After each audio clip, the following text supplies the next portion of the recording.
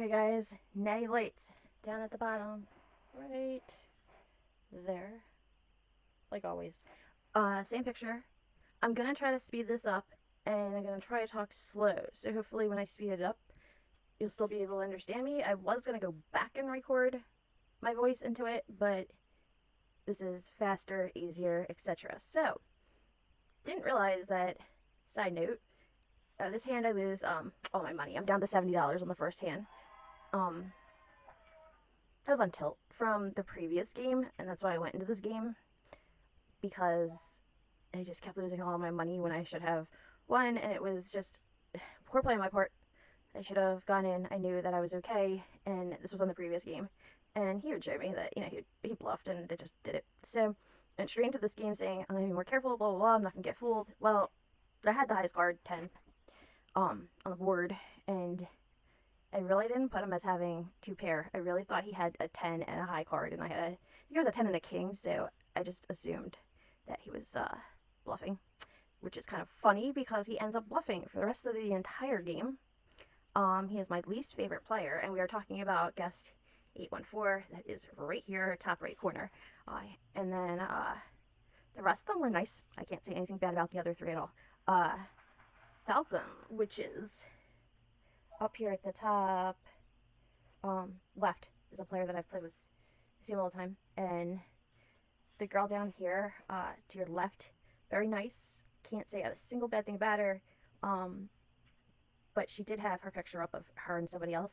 So for privacy reasons, just for her, because I don't know, I feel bad. I put a business card over her. Just you can kind of see her country, and you can kind of see her words when she says stuff. But that's about it. I did cover up the rest somewhat. Like you can see that she's saying "wow" right now. So I'm down to $10. Okay, this is one of those like high boards, extremely high, cost a fortune to get into. And I had already played, I think, twice and did not do well because of letting bluffing trick me. So I went into this one saying I was going to be careful as can be, and there was no way I was going to win that hand, and then at the last second, 10 pops up, and I get a straight. So I went from $10 and being out of the game to 200. 200 is nothing, and it's funny because when I was at the 50 or whatever it was, I thought about quitting, which I never do, especially at something this high that you spent so much to get into. But I was just so devastated that from the first hand I lost everything. And I think he purposely left the $70 because we both were even. He could have gone all in. We were both at $1,000. It was the first round. I believe he left the 70 just in case he made a mistake and was the one that lost, and this way he could still be in the game. That was his biggest mistake in the game, because at that point the $70 I would have had to have gone all in, and therefore that would have taken me out of the game. And instead of going from $10 to winning out of four other people, he may have won, and he was in the lead through this entire game. So I don't know how I went from $10 to this, especially against a high stakes poker game like this. This is, I don't know how to say it, it's the shootout round 2. Okay, so it's, you go to Tokyo, and whoever wins there gets to go to this one. Now you can also, if you saved up enough, you can also buy it other ways, which is what I do. It's called Macau. I do not know how to pronounce it right, so I apologize to. And there again, should have gone back at 6:30. So now I'm actually above 2 players. Crazy. Oh, and this was 37 hands. So anyway, the name of the game is spelled M-A-C-A-U. I just found it by accident because they asked me to play it. I had a free ticket, and I got obsessed with it because it goes for days, and then it shows everything at the end. You do win. There's a prize you can win, but, and I have it actually through this game. Anyone that has it, that got it has it, but they don't show it on the playback. And again, this is playback. That's why you're seeing their cards. So remember, I do not see this when I'm playing. So him, once again, completely bluffing. That a pair of 5s. He had nothing. So he won all his hands with pretty much nothing and just got lucky. I mean, it was like the first hand he showed, obviously, because we went all the way, and I think that set a tone, you know, thinking that he's some great player, where he was actually not a good player, and he just got lucky that everybody else got scared, because if you go out first, you get nothing fourth is a small prize, third is a little bit bigger, second's not bad, and then first, of course, is the big prize. I think 1.2 million tickets or something like that. So seeing this and how much he bluffed is so painful. We're at 10 out of 37 hands. So anyway, I just rearranged my whole house because I noticed that at night you guys see these videos, at day you do not. And luckily this time I went back and looked at it, and I realized that all it was white blurs wherever there were cards. And all I had to do was change my exposure to the negative. I know, I'm a genius. Like I said, I always use my phone. It always decided everything for me, so I'm not used to this. This was surprising for her because she never does that. For a pair of jacks, I'm surprised. But like I said, she was nice. As you can see, I know I'm folding really hands that I should not be. I mean, I folded to a 2-6 and a 10-3 really. With an ace of diamonds, but I started to get more worried after all the other mistakes that I made with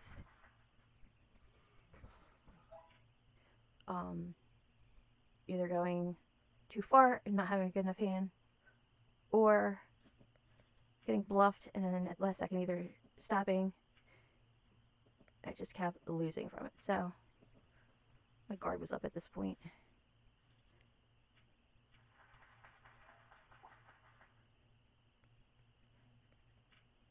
So this round, pocket kings. The idiot at the top does have a king queen. The other cards aren't bad either. I mean, the other guy has an ace king, pocket fours, 6-5 suited. But idiot raises to 520 with a king queen once again, like always. I was tired of him. I was so tired of him at that point. So I was like, "Oh, thank you. You did me a favor. I pocket kings."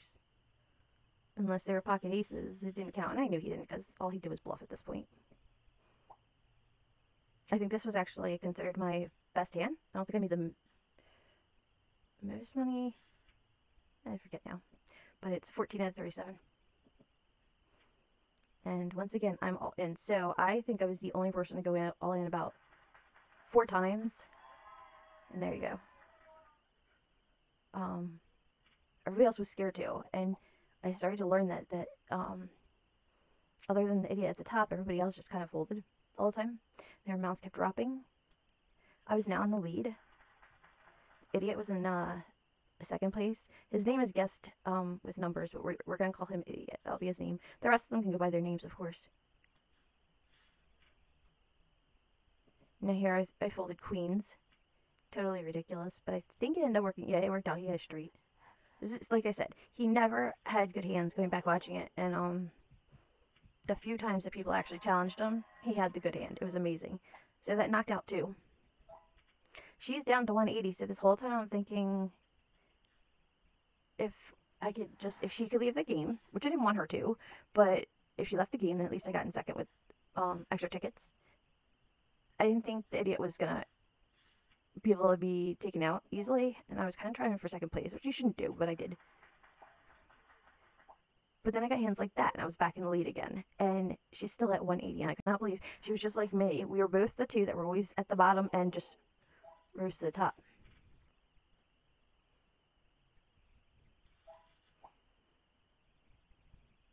So I call it quits here, and she gets this round with a flush. And it puts her back in the game because she's now at 540. He's at 1980. I'm at 24.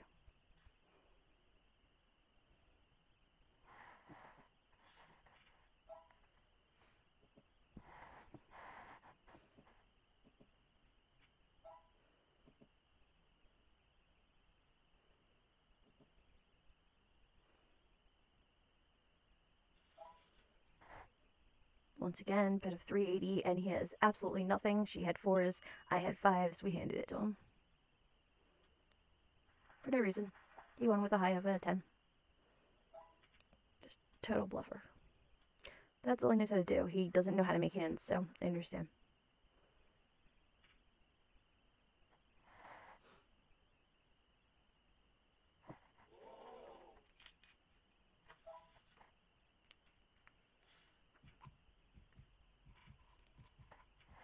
Once again, he tries to take somebody out who's at the bottom. Fails. I would have had a straight there. That's the only bad part of that.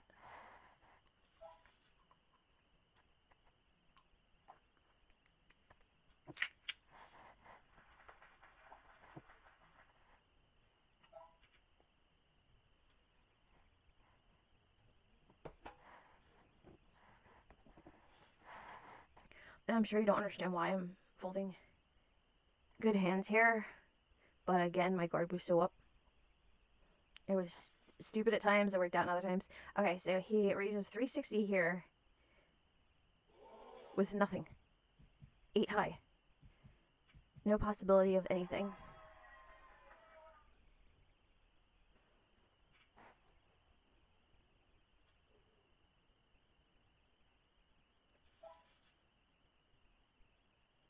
Once again, huge raise. I had the higher card.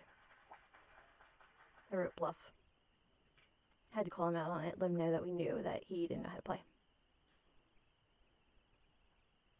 It was very hard because he didn't give you a chance, so you couldn't see if you could possibly make a hand. Ever. This one's crazy. If you look at the table, it's got the 7 of spades, 8 of spades, 9 of spades, 10 of spades, Jack of spades, but all mixed up. So again, he put me all in for the 50th time for his nothing. I had a flush that dropped in the 240. First time he's at the bottom, he had to go all in. I should have played this hand. Didn't even realize how low his cards were, or his stack was at that time. Luckily she did, because I realized it the second I did that. I was so relieved to see that she did it. To see him go bye-byes. So that's, now we're at 27 out of 37 hands. And he's gone. Me and her, final two. Both of us came from the bottom.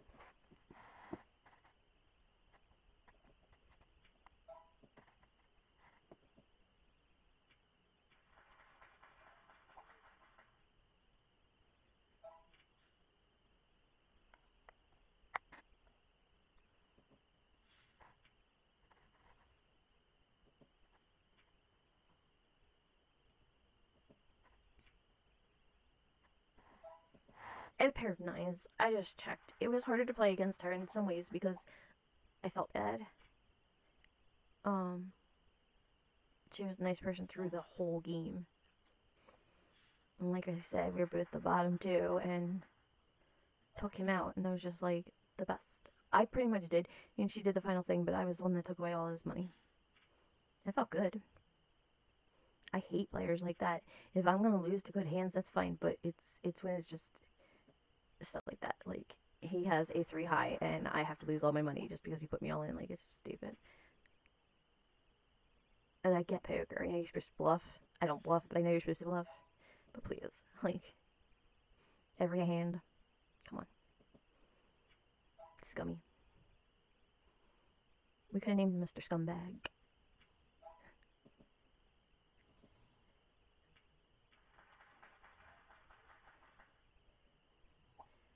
$32 out of 37. Blinds are 200 and 400. Getting up there. She put a crying face when I let her have that one, which was weird. I don't really get that. It's getting hot in here. This New Jersey's not doing good with this heat.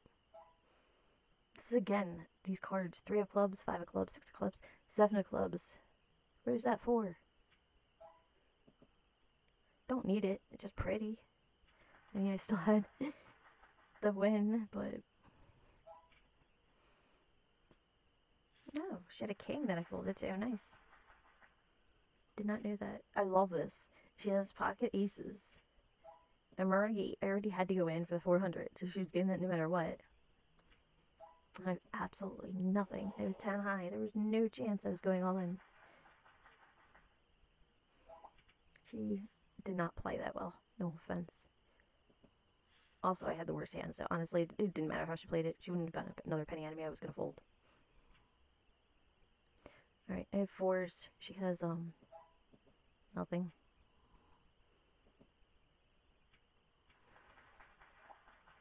Okay, so this is the last hand. We're now at 250 and 500 for blinds. She has an 8-3, and I have an ace-3. There's an ace on the board. Oh, I see why she did it. She had a pair of eights. That's why she cried. She didn't want to do this. And I feel bad. I made her lose. Like, wait a minute. No, she went all in. That was her choice. Okay. I feel a little better. Alright, so I won 37 out of 37 hands. 1.25 mil. Thanks for watching, guys. I'm going to try to speed this up.